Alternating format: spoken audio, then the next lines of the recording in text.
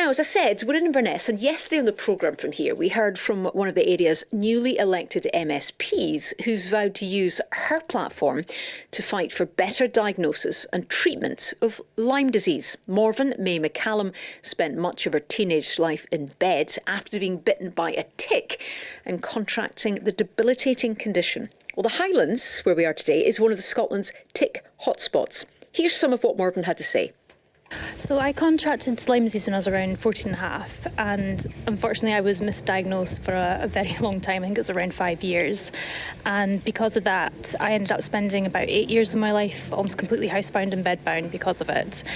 It's definitely been a rough journey to get to where I am now, but I'm very lucky that my family were able to get me privately diagnosed and privately treated, and from that I've managed to claw back some of my health, which I'm now trying to use to help other people. I think because there's been so much awareness created that doctors are slightly more conscious of it. So there has been a small amount of improvement in terms of GPs recognising or being aware of Lyme disease.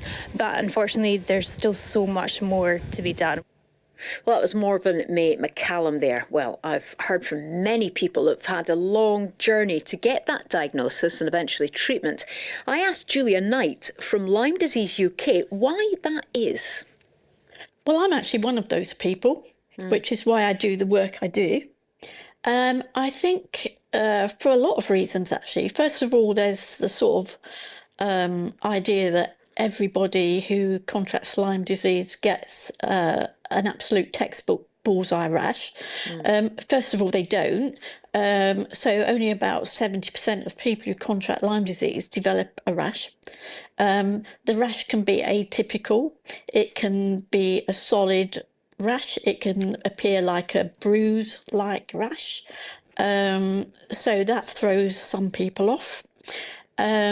Also, if you're one of those people, like I was, that didn't develop a rash, you can start developing sort of weird and wonderful symptoms, maybe starting off with flu-like symptoms, headache, neck ache, sore muscles or joints or both, fatigue, generally feeling very unwell. But if you don't realise you've been bitten, because ticks can be as tiny as a poppy seed at some times of the year, how would you put that together to connect it to I might have Lyme disease? I've got no rash. I don't know I've been bitten. So not only is that very confusing for the person, it's also very confusing for the doctor. So let's talk about the hotspots, because I'm broadcasting from the Highlands. There's probably a bit more awareness up here because people know about it and it's more prevalent here. But where are the hotspots and why? So obviously Scotland is one of the areas, particularly the Highlands, but also the Western Isles and Central and the Tayside areas. And this is because it's driven by the climate in Scotland. You have in certain areas vast expanses of bracken, moorlands, heathlands, woodlands. These are areas that are ideal for ticks to breed and thrive. Also, the climate in Scotland, normally quite damp, shall we say? Agree with that, yeah. Milder than we've got climate change, so the climate is getting milder. So now we are seeing in certain areas people getting tick bites even in the winter months, when traditionally you would say from early spring to late autumn was tick season. But because the winters are getting milder and wetter, we're seeing in certain areas ticks staying active throughout the year. There'll be people heading out today, over the weekends. The weather is getting warmer, more people are going outdoors. What do they need to know, Julia, to keep them safe? They need to know the sort of areas I've mentioned. You could be at risk of a tick bite. So the main things to do is to avoid walking through those sort of areas, long grass, bracken, and also ticks have been found in urban areas and gardens, so not just the areas I've mentioned, but in those sort of areas, stick to the pathways. you can tuck your trousers into your socks because ticks like to brush off onto you and climb up to a nice warm part of your body where they can hide. Wearing lighter colour clothing because they're easily spotted, and you might be able to brush them off before they look for that nice place to embed.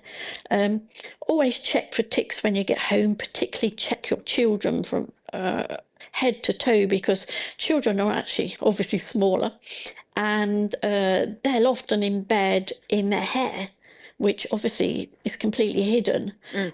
So check children, check your pets too, because obviously pets are a vector for bringing ticks. Make sure that you go to your vet for tick prevention advice for your pets.